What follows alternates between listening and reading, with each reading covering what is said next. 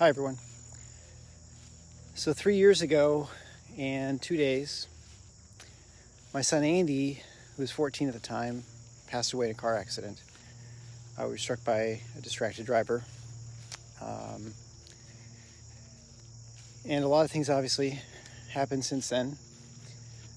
Those were obviously the worst minutes, hours, days, weeks, months, years now of my life. Things have gotten better, sort of get back to normal a little bit, although the world hasn't. And during that time, I mean, the obvious emotions run through you is sadness, sorrow, grief, anger, disbelief. And the one that I think struck me the most, that was most surprising to me, because I expected all those things, right? Like, you don't expect to outlive your child. You don't expect that sort of thing to happen. You don't expect, you expect to be sad and to not really find anything joyful, not any funny anymore. But yeah, I didn't expect fear. It was an emotion that really caught me most off guard, because you can sometimes, as a parent, imagine scenarios where something horrible, tragic happens, your spouse dies or whatever, or a child, obviously, and you don't ever think of fear as entering in as part of the equation for the emotions. But it was definitely one of the worst ones, because fear really paralyzes you. It lets you sit still and leads to anxiety, depression. It's hard to interact with other people, especially depending what you're fearful of.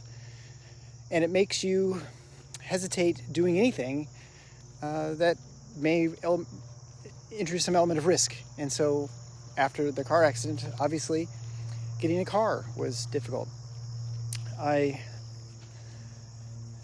the accident scene, I was doing CPR on Andy. And going back to work for me, I'm an anesthesiologist, so I have to breathe for people. Just normally when you go off to sleep, that's what happens before we put a breathing tube in, that we still breathe for you, but not, the same way. But essentially, I had to go back to work and I had to do the same thing. And I wasn't sure, I was fearful that I couldn't do it. That, I'd be worried about what had happened with Andy, and so I fight the mosquitoes here. And so fear was really an overpowering emotion. Maybe even a state of being. Maybe emotion is the wrong word for it. I mean, you can feel fearful, but sometimes just fear just sort of like encompasses everything. And it makes you not interact properly with people. It makes you, again, not do anything, what you should be doing, sort of inertia. And I feel like many ways, right now our country, world, is living with this intense fear. And it's not healthy. We all know that, when you have a lot of fear, anxiety, it affects sleep, it affects your health, right? You're less healthy when you're stressed, with cortisol levels. And so right now we're all living in fear, or at least the society in large is very fearful of everything, especially this virus. And it's understandable. I don't think anyone would argue that there's not a reason to be fearful. Whether you're fearful of the government taking over everything, or if you're fearful of people telling you what you have to do and mandating things, or people are fearful that they're going to get sick, or their loved ones get sick, or they have someone who's sick, and they're worried that COVID might be the thing that puts them over the edge. I think those are all reasonable emotions to have, and reasonable concerns. But there's one thing I've learned over the last few years. Life is pretty short. We're not here forever. And at some point fear becomes a decision that you've made. You have to decide to not be fearful. If you're Christian, we're called to not be fearful, to not worry about this world as much, and to focus on the future and proving what we can, but to know that there's a better tomorrow, whether that's here on earth or in heaven. And so it's always especially distressing for me to see Christians have so much trouble and struggle with this pandemic, because not to say that you throw out science, you throw out your reason and, sensible safety precautions, but you should not be so fearful of getting sick or dying. I mean, again, it's reasonable to be prudent, but to have it where it just overwhelms you and you're unable to make good decisions, or to even look towards the future, or to always be paranoid and worry about something, it's not healthy. It's not healthy for your mental state, for your soul, or for your physical health either. I mean, we know this with fear. And so, plea to whoever's listening, hopefully you share this with others, that we just look at this and start to make a decision to not be fearful. This doesn't mean to be mean or to badmouth others or tell them that they're wrong and how they're feeling. And there's one thing I've learned with going through the whole experience of losing my son, is that most emotions are justified on some level, or they're just the way you feel, and that's okay. How you deal with it and how you express yourself to others and how you treat them with grace or kindness is what really defines what kind of person you are. But we just need to stop living in fear. It was understandable when this whole pandemic began, a year and a half ago now, that there's a lot unknown. We didn't know how dangerous it was. We didn't know the risks. We didn't know how long it'd be around. There's hope that it would just come and go. But I think right now it's pretty clear SARS-CoV-2, what causes COVID-19, it's not going anywhere. We see animals that carry it that can spread back to humans. We see it's all over the world, obviously. We have new variants that are more contagious, arguable whether they make you sicker, but certainly you're more likely to catch it, which is what you'd expect. The virus gets better at infecting people. It may not make you any sicker, but, you may think you had protection, you don't. But at some point, we just have to make the decision that we're going to live with this and accept that there are some risks to living, because living in fear is not healthy. It's not normal. We don't have impending doom all the time. We have a virus that is, for the most part, manageable. It's not something you want to get, but if you have not gotten it, at some point you will, whether you've been vaccinated or not. I don't think there's any question about that. Doesn't mean the end of you. Most likely you'll be fine. If you're vaccinated or have previous immunity, the next time you get it, you'll probably be much more likely to survive and be okay, but you probably will get sick. But either way, we have to kind of just accept the risks and accept that there are costs to our measures, whether that's an economic lockdown, closing businesses, wearing face masks. Because living is more than gas exchange. It's more than just eating and drinking and getting up and getting your car and go to work and come back. There's a real fabric to life that is real important to it.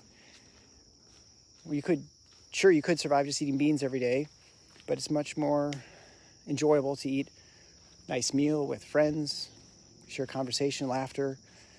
Without those things, life is not as rich, is not as worthwhile. And I feel especially bad for kids, because I'm 47. I mean, when you're 45, 46, 47, the years are pretty much the same. It doesn't matter. But when you're 14, when you're 10, when you're 8, when you're 5, you're only that year once. And there's a significant change in who you are and what you can do physically, mentally.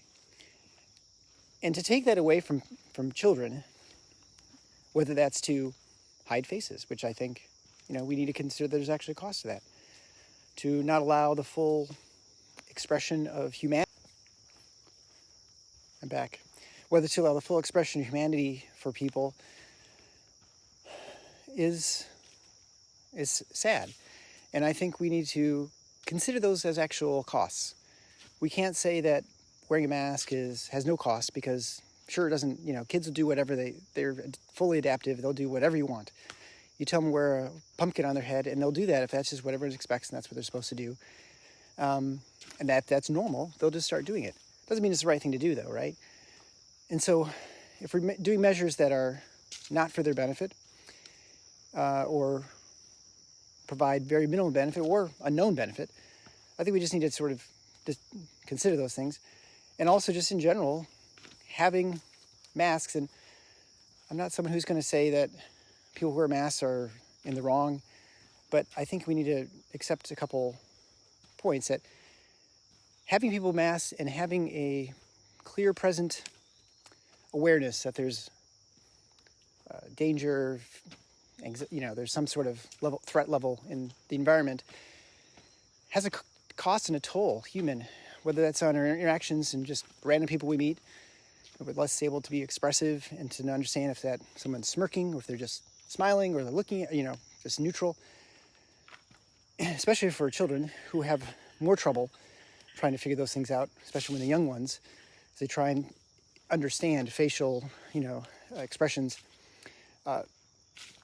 We have to really think about what is it worth to have people more fearful?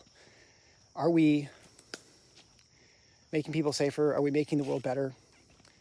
I don't know. I think knowing that this pandemic is not going away, or at least SARS-CoV-2 is not going anywhere, we're going to deal with this forever.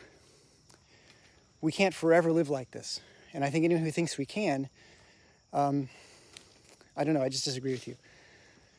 And I don't think anyone can tell me that there's a reason to think that in 6 months or 12 months that things will be any different unless we make a decision that we're going to be different. Because if we look at cases or we look at hospitalizations, we're going to always have these as long as we keep paying attention to every single one that occurs. And so I would ask you to put aside your fear. And maybe that means you just fight back. Maybe it means you just do things differently as far as accepting the fear. And for me, it has really been just no longer accepting the fact that I have to be fearful of this. I was very fearful the first month or two. We didn't know what it was, and it was bad. You look at images from Italy and New York, and it was pretty severe. But now, I've done what I can to protect myself. There's really nothing else to do. I think it's pretty clear. If you're young enough, there's not too much you have to worry about. If you do, there's plenty of ways you can protect yourself if you really insist on it. But again, consider the costs, the human costs, the emotional costs. Because if you think just getting a vaccine is going to do it for you, my guess is it's probably not. Because you think, well, if I just get my kids vaccinated, then I can feel safe. Well, are you going to only feel safe if everybody's vaccinated, every child? Because that's going to be hard to accomplish. Are you going to always be living in fear that some kid in the playground randomly comes up and plays with your kid, hasn't been vaccinated because they don't go to their kid's school or whatever, or they have some sort of exemption? Is that going to make you fearful?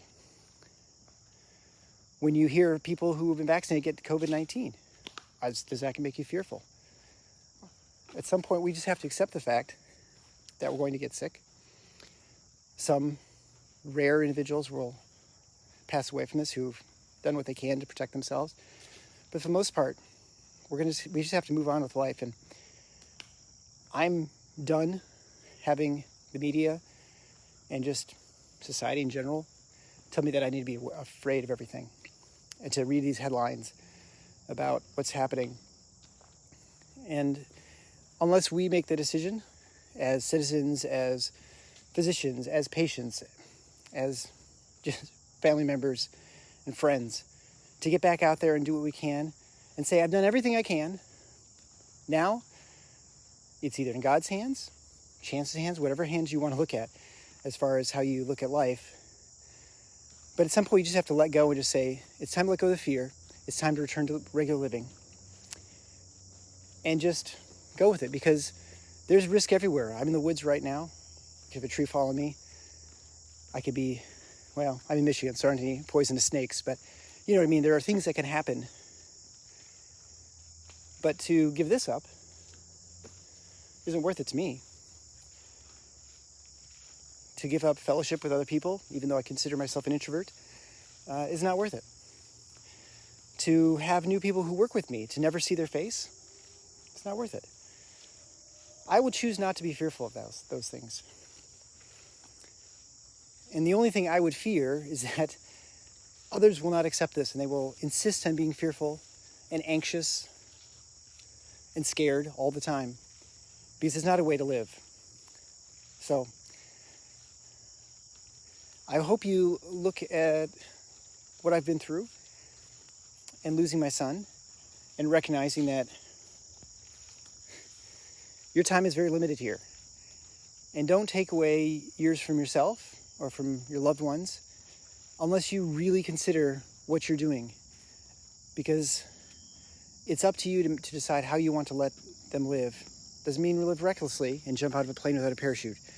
But it does mean that you have to accept that there are some certain risks you get, and the benefits are much greater than that.